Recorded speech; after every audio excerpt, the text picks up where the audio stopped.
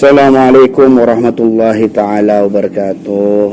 Kita langsung saja sahabat ya. Jadi kita mau membahas tentang istri yang suka keluar karena itu berpotensi selingkuh di luar. Kadang pamit belanja ke mall, ternyata janjian lumayan. Kadang ada kan di internet banyak yang 30 menit ketemuan di hotel, 1 jam ketemuan di hotel, akhirnya digerebek, ditangkap basah oleh suaminya dan lain sebagainya. Kalaupun kita ini pada istri dengan menjaga ketat, pasti mereka juga akan, kalau memang niat mau selingkuh, banyak celah gitu, banyak celah untuk mencari perselingkuhan gitu kan. Jadi di sini para ulama-ulama dahulu menulis wifik agar istri itu enggak suka minta keluar rumah. Jika pun keluar rumah ya bersama suaminya gitu kan, bersama kita.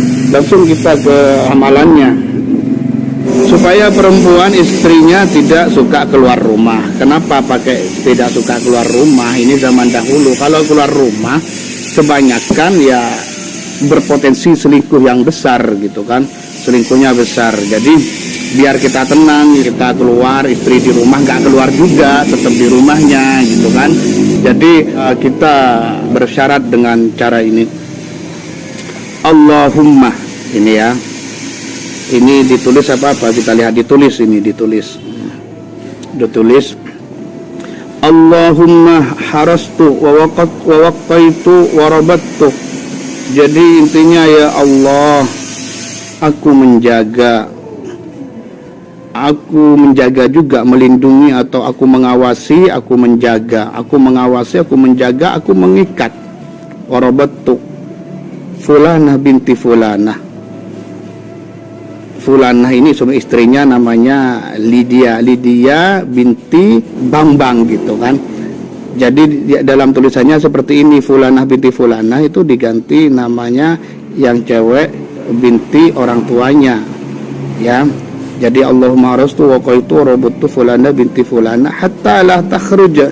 Sehingga jadi begini artinya, ya Allah, saya mengawasi, menjaga, mengikat Lydia binti Bambang atau siapa ini nama istrinya, hatta sehingga la takhruj, tidak keluar istri ini fulana binti fulah min makaniha, dari tempatnya dia.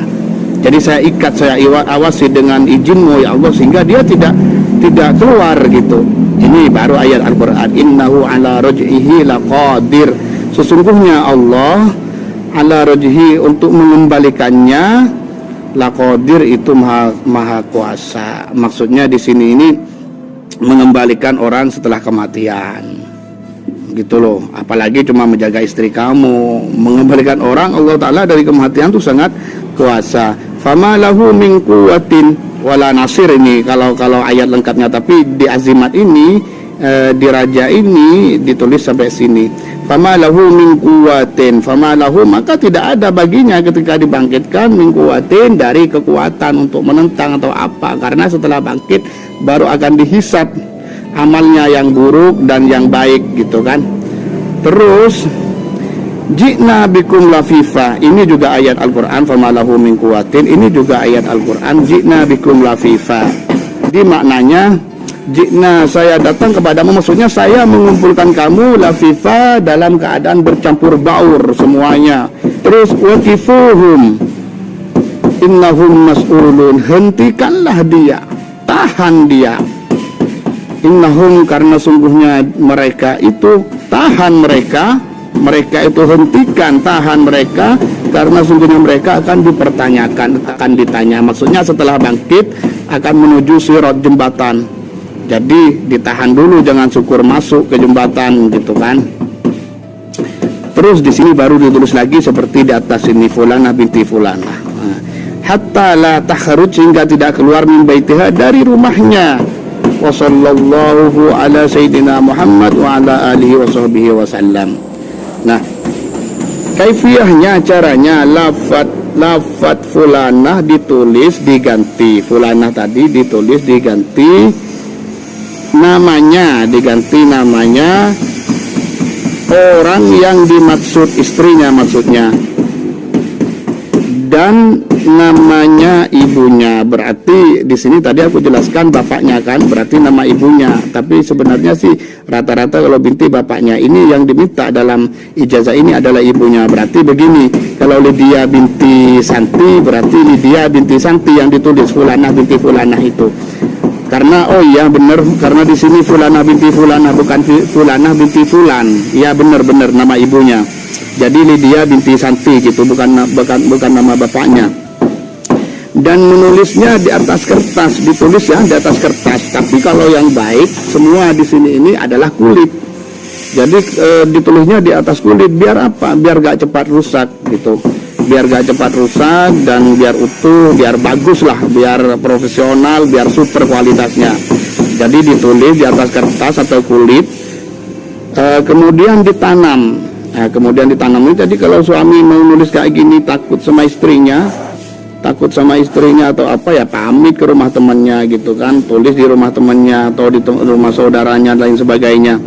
Jadi tulis di atas kertas, kemudian ditanam di bawah ranjang. Loh kok bawah ranjang? Ini mengandung ayat Al-Quran. Kenapa ditaruh di bawah? Maksudnya bawah ranjang bukan di bawahnya tempat kita duduk ini, tapi di pojokan. Intinya di pojokan. Kitab ini kitab kuno, kitab lama.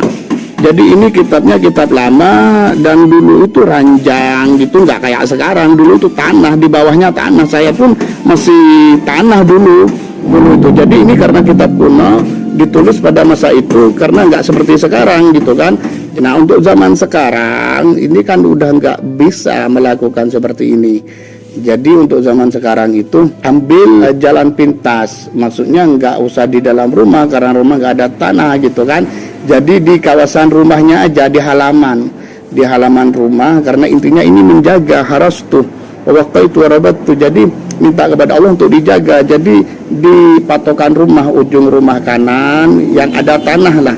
Kalau nggak ada tanah ya cari. Kalau kamu serius, walaupun ada paping, digali, minta tukang suruh gali, dibendam di sana, karena ini untuk kebaikan rumah tangga gitu kan. Dicarikan akal. Kalau kamu malu atau males lah menanggung dalam mengerjakan, ya cari di sekitar rumah yang tanahnya bisa digali, pendam di sana, dan nggak usah dikasih batu. Kalau di sana udah aman gitu kan, nggak usah dikasih batu, aman. Kalau dalam ranjang tadi kan beda gitu kan, di dalam rumah. Jadi sekian, amalkan ini, karena kalau suaminya jelek, istrinya cantik, pasti bebannya lebih berat gitu kan, lebih berat. Jadi amalkan bagi mereka yang mengalami hal seperti ini. Semoga Allah mengijabahi, maksudnya mengizinkan, sehingga istrinya nggak suka keluar sendirian kecuali bersama suaminya dan tidak macam-macam. Amin ya rabbal alamin. Wassalamualaikum warahmatullahi taala wabarakatuh.